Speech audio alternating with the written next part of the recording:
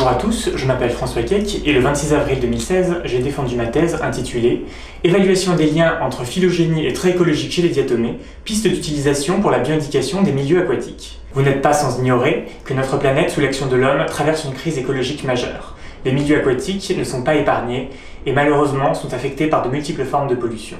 Il est donc indispensable pour nos sociétés de pouvoir mesurer l'impact de ces pollutions et ainsi de pouvoir évaluer la qualité des milieux aquatiques. Comment savoir si un milieu est pollué? On peut bien sûr mesurer la présence et la concentration de polluants dans l'eau. Encore faut-il savoir lesquels rechercher. Il existe littéralement des milliers de composés chimiques susceptibles de contaminer les rivières. Une alternative intéressante consiste à utiliser les organismes qui se développent dans le milieu et qui sont les premiers concernés par la pollution.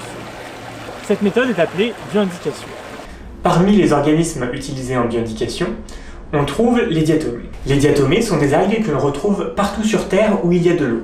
Dans les océans, dans les lacs, dans les rivières, dans les étangs, les mares et même dans la flaque d'eau en bas de chez vous. Elles sont littéralement partout où il y a de l'eau.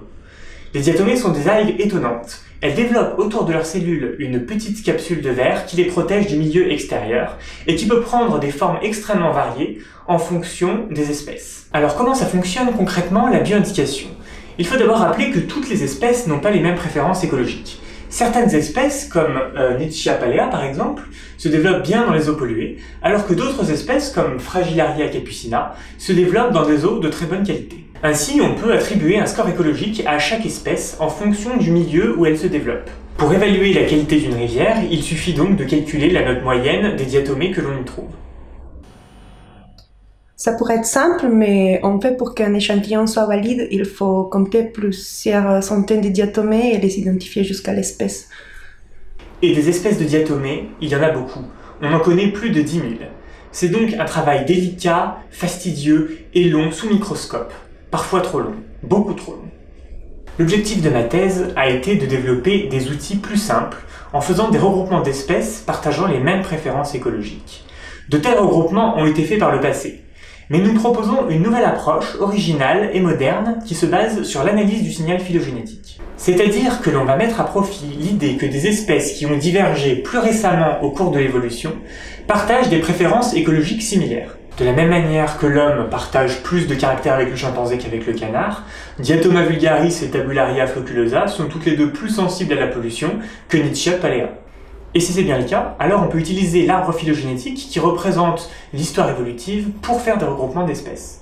Nous avons utilisé des séquences ADN de 2 gènes pour reconstruire une phylogénie de 550 espèces de diatomées.